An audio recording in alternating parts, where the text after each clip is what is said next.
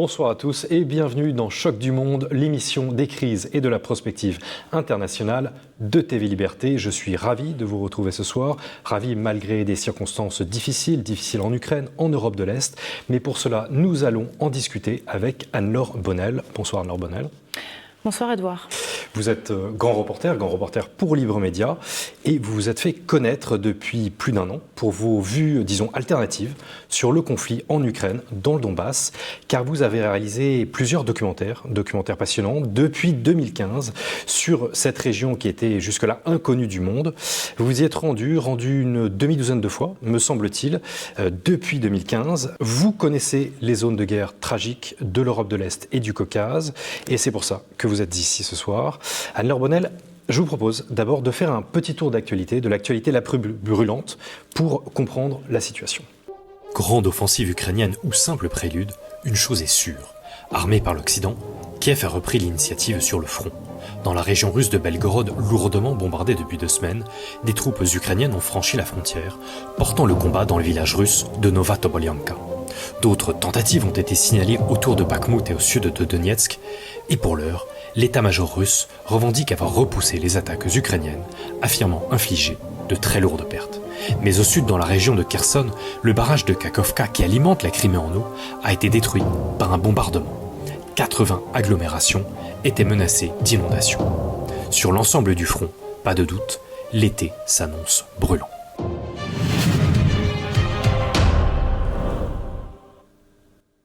L'actualité la plus brûlante, c'est donc celle que l'on vient de voir, le barrage de Kakhovka, qui a été donc détruit. Par qui ? Point d'interrogation. L'Ukraine, la Russie s'accusent mutuellement, concrètement d'inonder l'autre. 15 agglomérations sont déjà inondées, 80 en tout seraient menacées. Anne-Laure Bonnel, bon, c'est évidemment difficile de juger l'actualité immédiate, mais quelle est pour vous l'hypothèse la plus crédible ? Les Russes ont-ils voulu ralentir l'offensive ukrainienne ou les Ukrainiens ont-ils voulu, selon vous, noyer les positions russes ? Alors tout d'abord, peut-être je vais commencer par vous rappeler ce qui se passe depuis 2022 et ce qu'on a pu lire dans la presse généraliste depuis 15 jours.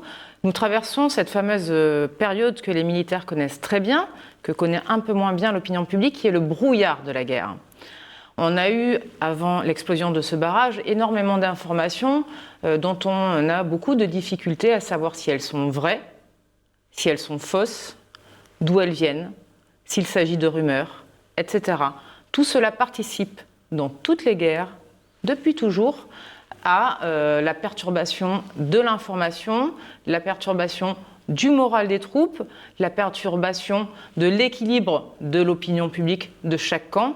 Et ce barrage donc a été touché, endommagé hier.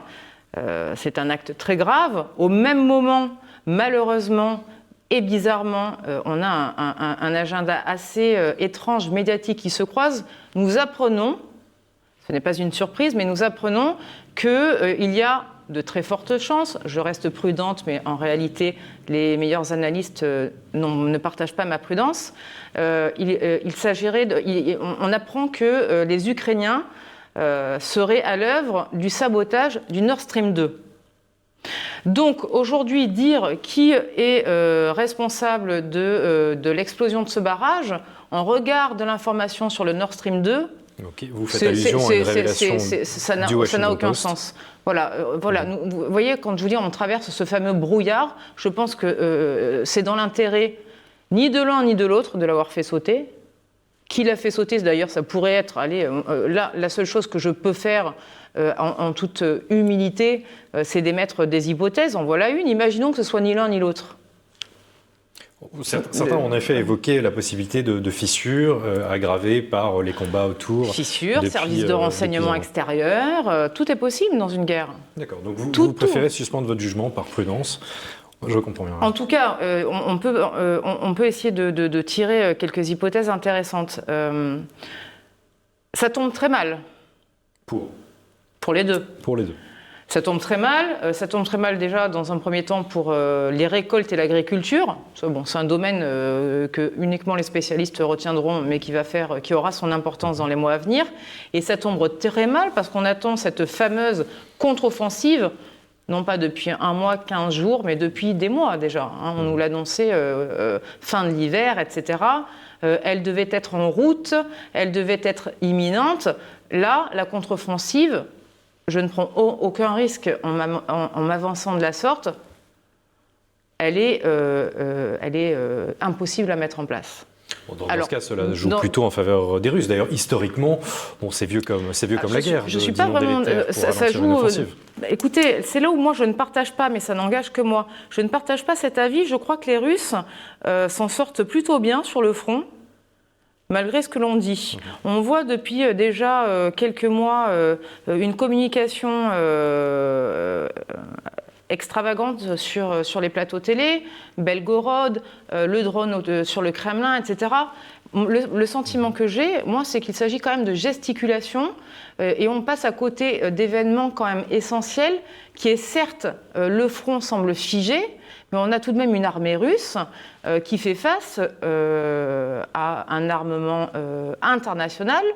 On peut sans risquer quoi que ce soit dire, fait face à l'OTAN, même si ça reste tabou, c'est une réalité. Et cette armée est quand même face à une technologie sans précédent, à des drones sans précédent, et à la première armée du monde, qu'est l'armée des États-Unis, qui livre des milliards et des milliards. Donc ça se passe pas si mal que ça pour les Russes, finalement. On leur reproche de ne pas avancer. Bon, ils n'avancent pas, mais moi ce que je constate, c'est qu'ils ne reculent pas. Donc c'est plutôt, à mes yeux, ça pourrait être, restons au conditionnel, dans l'avantage des Ukrainiens qu'il n'y ait pas eu cette contre-offensive. Parce que si cette contre-offensive, imaginons, restons sur des hypothèses, s'était mal passée, vous imaginez un petit peu, en termes de communication, comment on se justifie après les milliards que nous avons donnés auprès du public occidental. Je dis bien du public occidental, parce que cette guerre, il faut le rappeler, c'est terrible. La guerre, c'est une tragédie. Ce qui se passe est terrible. Je me permets de le répéter depuis 2015, mais elle n'intéresse que les Occidentaux, cette guerre. Alors Bonal, vous le dites donc, vous rappelez que vous êtes intéressé par cette tragédie depuis 2015. C'est un conflit qui dure depuis 8 ans. Évidemment, c'était régional il y a 8 ans, et puis c'est quasiment une guerre mondiale aujourd'hui. Il a donc pris une ampleur. Guerre mondialisée, si vous préférez. Guerre mondialisée. Mais ce conflit est d'une certaine manière, depuis un an, devenu petit à petit une habitude en Occident. Et pourtant, il semble redémarrer depuis un mois, évidemment, avec cette perspective de contre-offensive ukrainienne. Et puis des bombardements en Russie. Vous voyez sur cette carte la région de Belgorod, réalisée par Choc du Monde. Vous voyez Chebekino, qui est une ville qui a été donc bombardée. Et puis, les combats ont aussi été portés jusqu'à Novaya Tovalyonka, une ville qui est à cheval sur la frontière russo-ukrainienne. Donc au mois de mai, les Ukrainiens semblent reprendre un peu l'initiative. Mais ma question n'est pas militaire, si je puis dire. Ma question est plus générale, plus diplomatique. Anne-Laure Bonnel, on voit le conflit de nouveau s'aggraver. Selon vous, la paix reste-t-elle inatteignable aujourd'hui, au début de l'été 2023 ? Eh bien, moi, je ne crois pas. Vous voyez, j'ai l'impression de ne pas penser comme tout le monde. Je pense que la paix est dans l'esprit de tous, enfin de tous ceux qui comptent. Elle est dans l'esprit des Américains, elle est dans l'esprit des Russes, elle est également dans l'esprit des Chinois, parce que ça, pour tout un tas de questions de relations internationales, et ça va bien au-delà des questions géopolitiques. Je vous rappellerai, et ça c'est quand même passé sous les radars, et il faut le rappeler, il faut vraiment insister là-dessus, qu'en mars 2022, nous avions des négociations qui étaient proches d'un accord.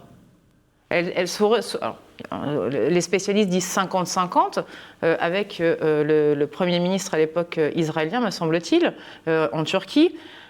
Vous voyez, en mars, cette tentative de paix n'était pas taboue, elle a été pensée, il y a eu des réunions, elle a été réfléchie en présence aussi bien des Russes que des Ukrainiens.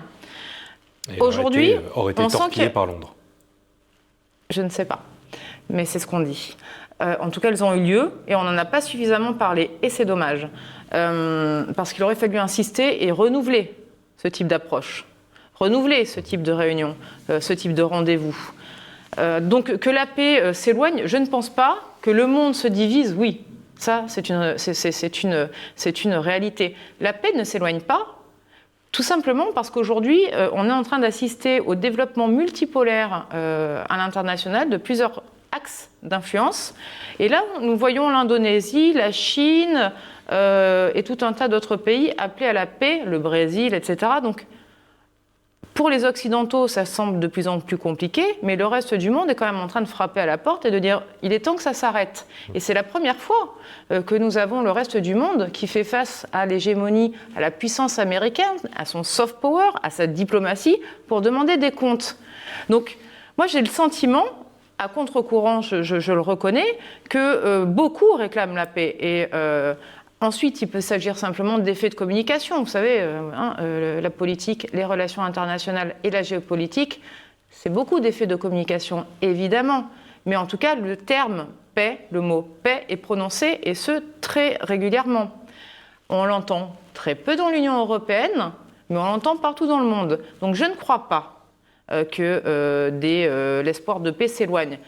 Je ne sais pas combien de temps ça va prendre, mais en tout cas, qu'il y ait des négociations en coulisses, c'est une certitude. Ce qui se passe, il n'y a aucun doute, mais ça se passe sans l'Union européenne. C'est ce qui est un peu plus gênant. J'espère, pour ma part, que la France va rentrer dans le jeu. On pourra revenir sur cette question, parce que je suis convaincue que la France a un rôle à jouer et qu'elle peut encore le jouer.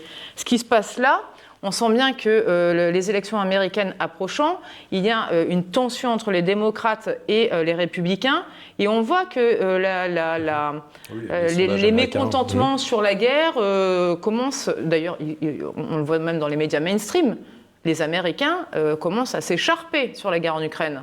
Ils en ont, on peut le dire de façon un peu légère, voire grossière, ils en ont ras-le-bol. Donc à partir du moment où les Américains commencent à enclencher un processus, généralement, l'Union européenne suit. Deuxième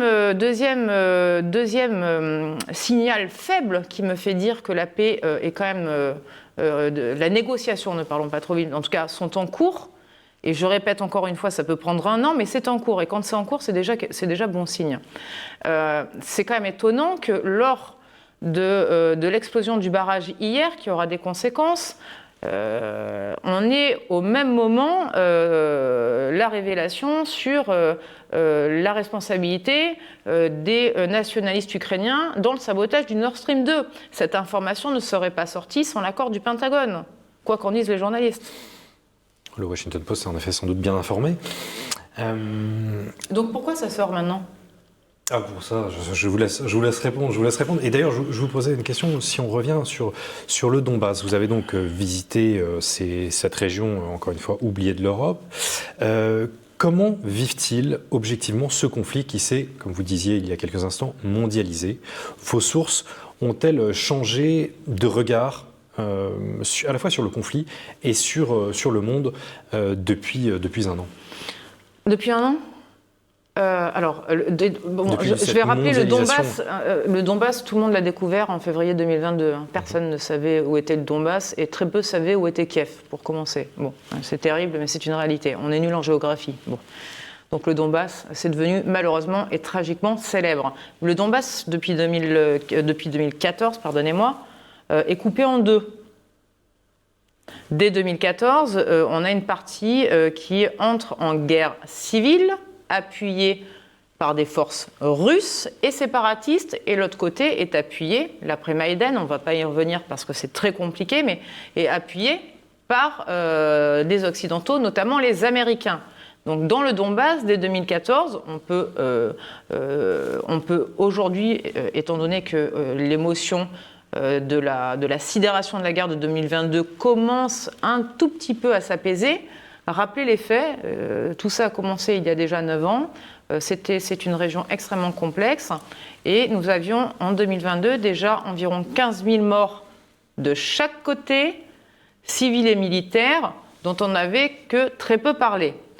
Donc, en 2022, il y a 1 an, qu'est-ce que je constate, moi ? C'est une région épuisée déjà par 8 ans de conflit, 8 ans de conflit, je ne dis pas que ça a bombardé pendant 8 ans non-stop. Hein. Et heureusement d'ailleurs, les accords de Minsk II avaient largement calmé la situation. Hein, de 2016-2015 à 2022, on avait vraiment la ligne de contact qui était en feu.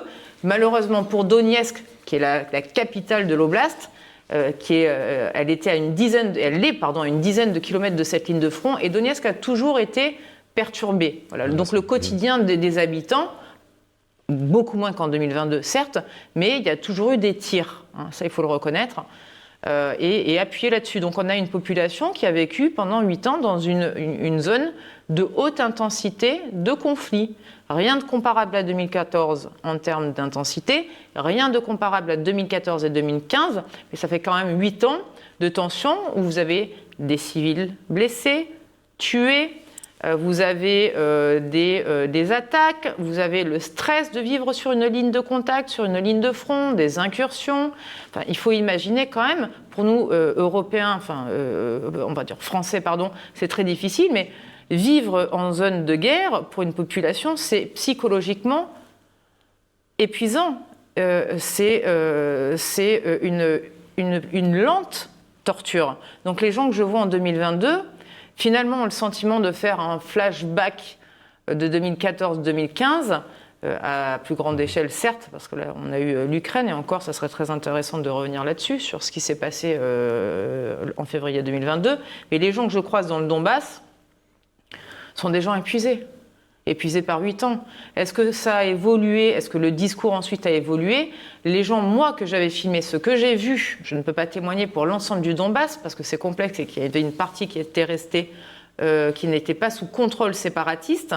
Je ne sais pas ce que pensent les gens de ce côté. Mais moi, les gens que j'ai filmés, les gens que j'ai rencontrés, n'ont pas parlé sous la contrainte. Ça, je peux vous l'assurer, parce que si ça avait été le cas, ils seraient partis en 2014, ils pouvaient le faire au début de la guerre. Tous ceux qui sont restés se sentaient pro-russes. Et ça ennuie tout le monde, mais moi je n'y peux rien, c'est une réalité, ce sont des faits. Et d'ailleurs, ce que je vous dis, et qui a été très mal entendu lors de mon retour en mars 2022, ça a été dit par Luc Ferry, dès 2014, ma collaboratrice et moi-même, nous avons archivé tous les discours des hommes politiques. Tous disent la même chose. Attention, l'Ukraine et le Donbass particulièrement, est une région très particulière. Il suffit d'observer les élections. Elles ont toujours été en faveur pro-russe. Nous sommes à la frontière russe. Nous sommes avec des russophones, russophiles. La population est plus âgée et est née sous l'Union soviétique. 91, c'était hier. Ces gens-là donc se sentaient encore russes. C'est l'histoire qui a parlé. Il ne s'agit pas de dire c'est bien, il ne s'agit pas de dire c'est mal, c'est un fait. Ce fait dérange, mais enfin, 91, moi j'avais 11 ans, c'est hier 91. Donc quand il y a eu la chute de l'URSS, la chute du mur, pardon, et la chute de l'URSS en particulier, eh bien bon, l'Ukraine certes a gagné son indépendance, mais vous avez les mentalités, elles ne changent pas du jour au lendemain. Quelqu'un qui est né sous l'Union soviétique ne va pas se sentir naturellement, comme si cela était une évidence, ukrainien. Ces gens se sentaient russes, ils sont nés dans l'Union soviétique. Qu'on partage ou pas ces idées, peu importe, il s'agit d'observer des faits. Donc, je reviens, ce que je vous dis là sur la complexité de cette région du Donbass a été appuyé par Dominique de Villepin, par Hubert Védrine, par M. Sarkozy, par Mme Royal, par Kissinger. Je parle des plus connus parce que le reste, c'est du domaine des experts que le grand public ne peut pas connaître. Donc, je n'ai pas énoncé de scoop. Ce que je vous dis là, tout le monde le sait. Oui, c'était une forme de sens commun.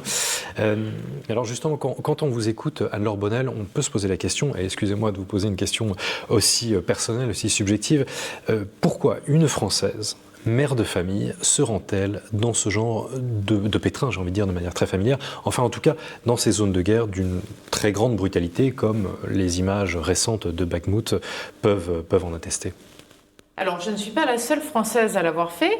Madame Boudoul ou Madame Niva se sont rendues également dans le Donbass. Ce sont des femmes, elles sont françaises.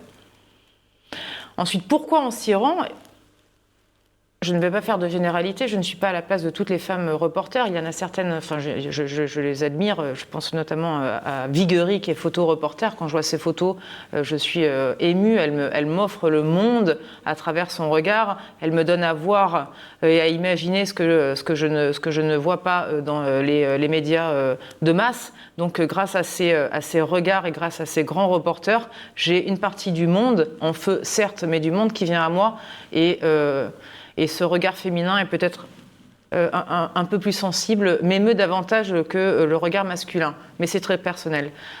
Pourquoi moi je suis partie ? Eh bien, je suis partie totalement par hasard, Édouard. Je ne l'ai pas choisi. C'est pas un métier que je rêvais de faire. Ça m'est tombé dessus.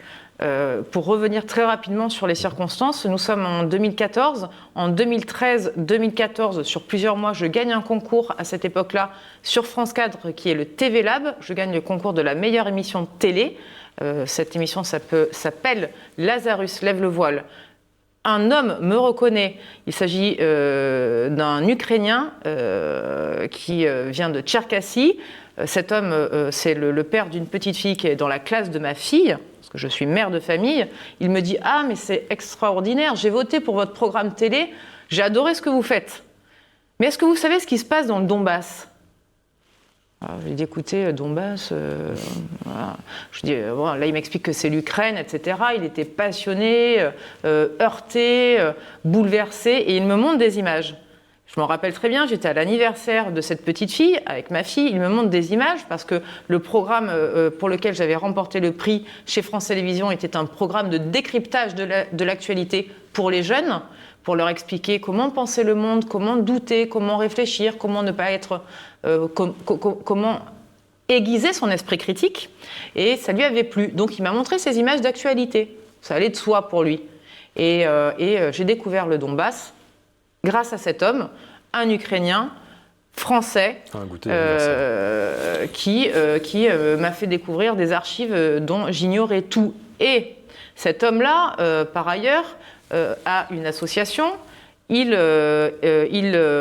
association était en charge, parce que ça bombardait énormément en 2014, hein, rappelez-vous, le conflit commence en 2014, et lui retape des maisons à Donetsk.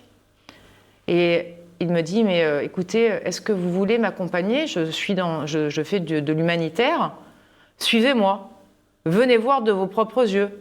Je me dis, c'est incroyable. J'avais du mal à croire toutes les images que j'ai vues. Donc là, évidemment, avant de donner mon accord, je fact-check, je regarde sur Internet, je commence à taper exactions de bataillons que je ne citerai pas pour ne pas avoir d'ennui, parce que j'ai compris qu'ils valaient mieux se taire désormais. Je tombe sur des rapports d'ONG, d'Amnesty International, sur des exactions des deux côtés. Elles sont encore en ligne, et au cas où elles ne sont plus en ligne, j'ai tout enregistré sur Web Archive. Voilà. Au cas où. Donc, tous ces dossiers confirment les images que cet homme me montre. Là, j'en parle au père de ma fille. Je lui dis, écoute, c'est incroyable, il faut que j'aille voir ce qui se passe là-bas. Il ne m'a pas raconté de salade, il n'a pas exagéré. Il y a une guerre, civile extrêmement violente. J'y vais. Et on est parti à Donetsk. Au départ, nous devions passer par Kiev. Kiev a refusé qu'on passe parce qu'il livrait des médicaments et qu'on l'avait accusé d'aider l'autre côté. Et il était devenu ennemi numéro 1 de Kiev. Mais au départ, je devais filmer les deux côtés. Donc vous voyez, tout ça a été, comme beaucoup de choses dans la vie, finalement, un grand hasard. Un grand hasard qui m'a coûté cher, mais que je ne regrette aucunement. Et voilà comment je me suis retrouvée d'émissions de télévision à Paris, où je travaillais pour des sociétés de production françaises. J'étais co-auteur de programmes, je développais des films documentaires, et du jour au lendemain, je me suis retrouvée en zone de guerre, avec un homme qui parlait parfaitement et l'ukrainien et le français, qui est né là-bas, qui a fui Tcherkassy en 91, pour les raisons que vous imaginez, et qui était parfaitement autonome, qui n'était pas du tout influencé, comme ça a pu être dit par certains de mes confrères, par les séparatistes ou quoi que ce soit. Nous avons tout fait à deux, en voiture, et il n'y avait pas d'influence séparatiste, alors pro-russe. Qu'il y ait à l'époque des pro-russes, qu'il y ait évidemment des infiltrations de services secrets, mais oui, bien sûr, mais comme dans toutes les guerres. Les guerres génèrent des services secrets, des services de renseignement, c'est des paniers de crabes. J'ai été au Liban, je peux vous dire que sans guerre, c'est déjà un panier de crabes. Dès qu'il y a des tensions, il y a des infiltrations de tout genre, partout, c'est normal.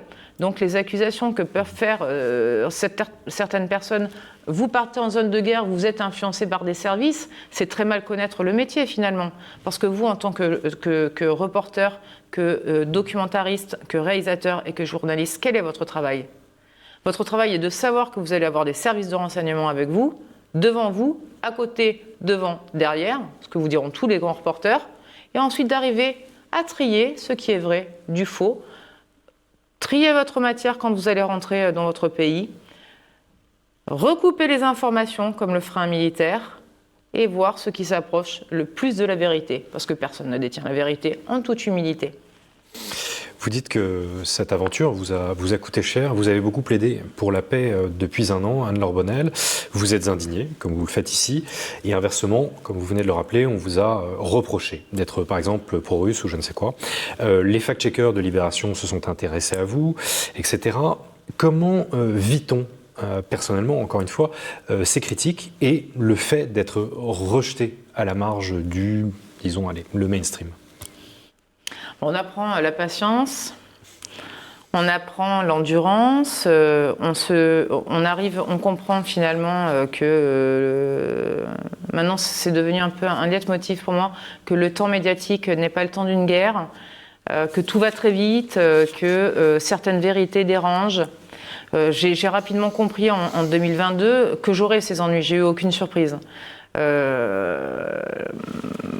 Comment on le vit? Écoutez, c'est mon entourage qui le vit très très mal, très mal. Sentiment d'injustice. Tous ceux qui me connaissent, d'ailleurs, en plus, tout ce qui a été dit est faux. Je n'ai jamais, vous savez, je ne juge aucun parti politique. Je n'ai pas d'avis sur la politique. Mais je ne fais pas de politique. Je n'ai jamais été encartée. Je ne fréquente aucun parti et je ne vais dans aucun meeting. Donc on a essayé de me salir en disant que j'étais proche de certaines personnalités politiques, c'est faux. On a essayé de me salir en expliquant que j'avais été influencée par des pro-russes, c'est faux.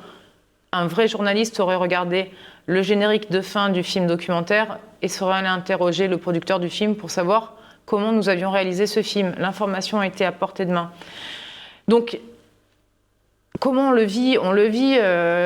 L'injustice, c'est un peu trop fort. Au départ, on est énervé, au départ, on est épuisé, et puis on s'accroche, on apprend à patienter et à pardonner. Vous savez, le gros problème de la presse, et c'est pour ça qu'il y a une défiance de plus en plus accrue des Français envers la presse, c'est qu'à force de rechercher le scoop pour le scoop et de raconter des sottises, ça ne marche plus. Et on voit bien que... et ça fait, d'ailleurs, c'est très dangereux parce que ça fait le jeu maintenant de ce qu'on nomme les complotistes. À force de raconter des salades, eh bien, plus personne ne sait qui croire, qui dit vrai, qui dit faux. Mais ce qui est encore plus terrible, c'est que une rédaction ne s'excuse jamais. Elle peut impunément détruire une vie, mettre en danger des familles entières. Imaginez, j'ai un nationaliste ukrainien qui vient tuer ma fille, persuadé que je suis un agent du Kremlin, en regard de ces articles mensongers. Est-ce que ces gens-là, ils pensent à ça? Vous savez, la déontologie, voilà, les valeurs, les véritables enquêtes, etc. Ça échappe à beaucoup de monde. Les enquêtes échappent à beaucoup de monde. Anne-Laure Bonnel, ce sera de la mot de la fin. Je rappelle d'ailleurs que vous êtes désormais reporter pour Libre Média. Donc vous avez rebondi et nous en sommes très heureux ici. Merci beaucoup de votre présence ici, de votre retour sur vos expériences sur le Donbass et vos éclairages sur l'actualité. Merci beaucoup d'avoir répondu à l'appel de Choc du Monde, qui, évidemment, est le magazine des crises et de la prospective internationale de TV Liberté. Anne-Laure Bonnel, merci beaucoup. Merci Edouard.